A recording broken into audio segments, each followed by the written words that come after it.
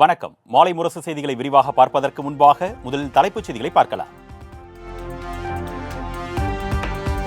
Chennai metro 2ஆம் கட்ட திட்டத்திற்கு 65% தொகையை மத்திய அரசு வழங்கும். மத்திய நிதியமைச்சர் நிர்மலா சீதாராமன் விளக்கம்.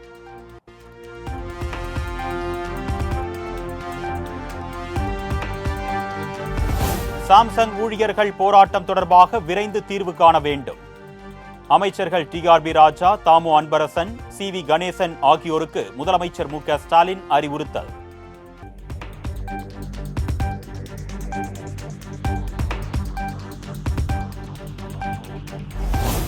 சாம்சங் தொழிலாளர் பிரச்சினை தொடர்பாக தொழில்துறை அமைச்சர் டிஆர்பி ராஜா, தாமு அன்பரசன், சி.வி. கணேசன் ஆகியோர் ஆலோசனை. சென்னை தலைமைச் செயலகத்தில் அடுத்த கட்ட நடவடிக்கை குறித்து முக்கிய ஆலோசனை.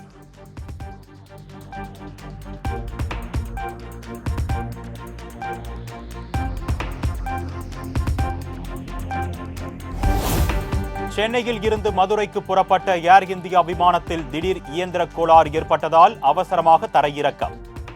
விமானத்தில் இருந்த காங்கிரஸ் எம்பி கார்த்தி சிதம்பரம் உள்ளிட்ட 124 பேர் நல்வாய்ப்பாக உயிர் தப்பினர்.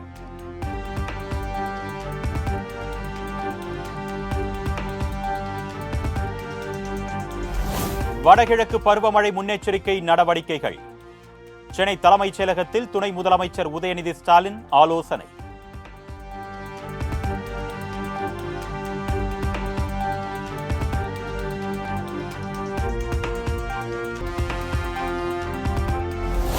பருவமழையின் போது அரசு அதிகாரிகள் எப்பொழுதும் மக்களுடன் துணை நிற்கின்றனர் என்ற நம்பிக்கையை ஏற்படுத்த வேண்டும். துணை முதலமைச்சர் உதயநிதி ஸ்டாலின் அறிவுறுத்தல்.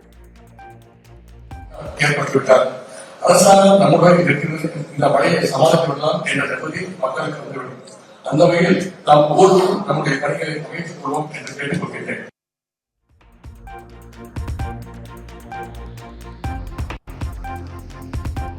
குலத்தொழிலை அனுமதிக்க மாட்டோம் என சொல்லும் திமுகவை ஏன் எதிர்க்கவில்லை? விஸ்வகர்மா சமூக மக்களிடையேயான பாஜக மகளிர் அணி தலைவர் வானதி ஸ்ரீனிவாசனின் பேச்சால் சர்ச்சை.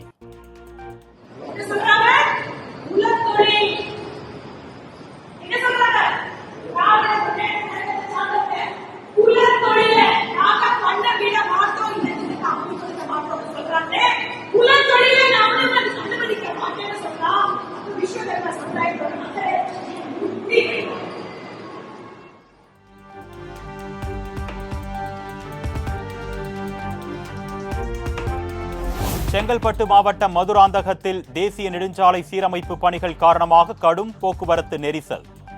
பல கிலோமீட்டர் தூரத்திற்கு வாகனங்கள் அணிவகுத்து நின்றதால் பொதுமக்கள் அவதி.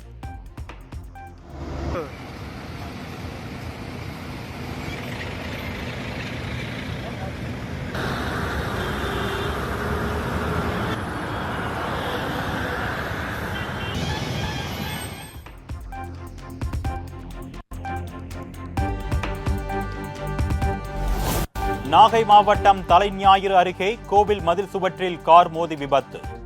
அதிர்ஷ்டவசமாக காயமின்றி உயிர் தப்பினார் அதிமுக முன்னாள் அமைச்சர் OS மணியன்.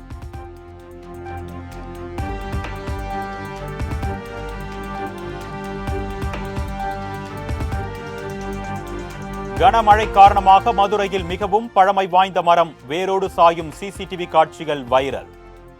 மரம் சாயும் போது யாரும் இல்லாததால் பெரிய அளவிலான விபத்து தவிர்ப்பு.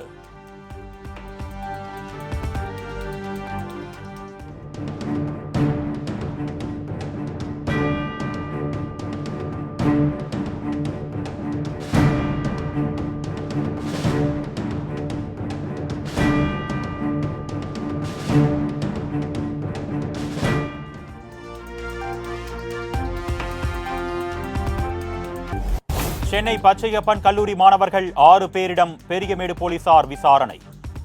ரூட்டு தள விவகாரத்தில் ஒருவரை ஒருவர் தாக்கிக் கொண்டதில் காயமடைந்த மாணவர் மருத்துவமனையில் சிகிச்சை பெற்று வரும் நிலையில் காவல்துறை நடவடிக்கை.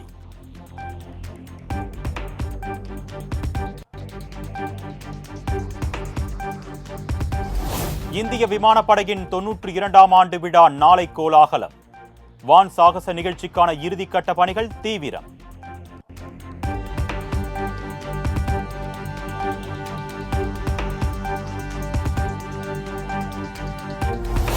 மகாராஷ்டிரா மாநிலம் வாசிம் பகுதியில் உள்ள ஜெகதாம்பிகை அம்மன் கோவிலுக்கு பிரதமர் மோடி வருகை. பாரம்பரிய முறைப்படி முரசடித்து உற்சாகம்.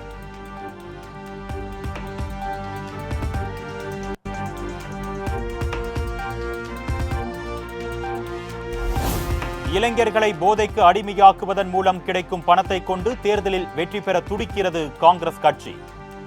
மகாராஷ்டிரா மாநிலத்தில் நடைபெற்ற பொதுக்கூட்டத்தில் பிரதமர் நரேந்திர மோடி பகிரங்க குற்றச்சாட்டு.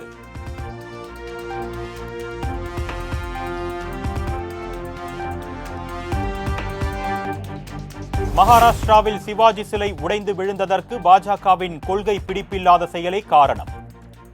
மத்திய அரசு மீது மக்களவை எதிர்க்கட்சித் தலைவர் ராகுல் காந்தி குற்றச்சாட்டு.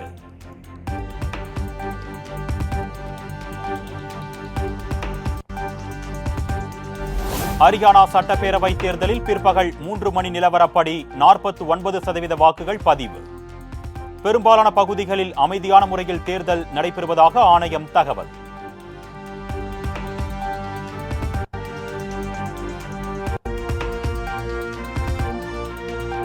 ஹரியானா சட்டப்பேரவை தேர்தலில் வாக்களித்தார் மல்யுத்த வீரர் பஜ்ரங் புனியா.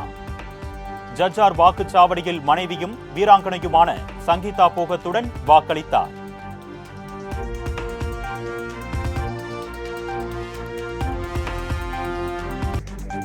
தெலுங்கானாவைச் சேர்ந்த வைஷ்ணவி நிறுவனத்திடம் இருந்து திண்டுக்கல் ஏஆர் டைரி நிறுவனம் 5 லாரிகளில் நெய் வாங்கியது கண்டுபிடிப்பு.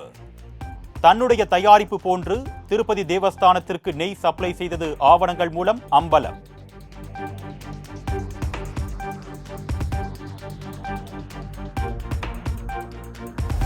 திருப்பதி கோவிலில் விஐபி கலாச்சாரத்திற்கு முடிவு கட்ட வேண்டும். தேவஸ்தான அதிகாரிகள் உடனான ஆலோசனைக் கூட்டத்தில் ஆந்திர முதலமைச்சர் சந்திரபாபு நாயுடு வலியுறுத்தல்.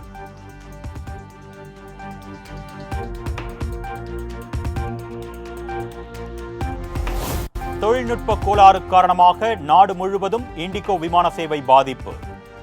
செக் இன் செய்ய தாமதமாவதால் பயணிகள் நீண்ட வரிசையில் காத்திருக்கும் நிலை.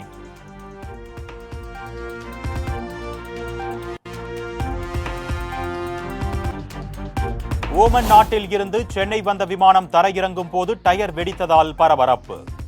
நல்வாய்ப்பாக உயிர் தப்பிய பயணிகள்.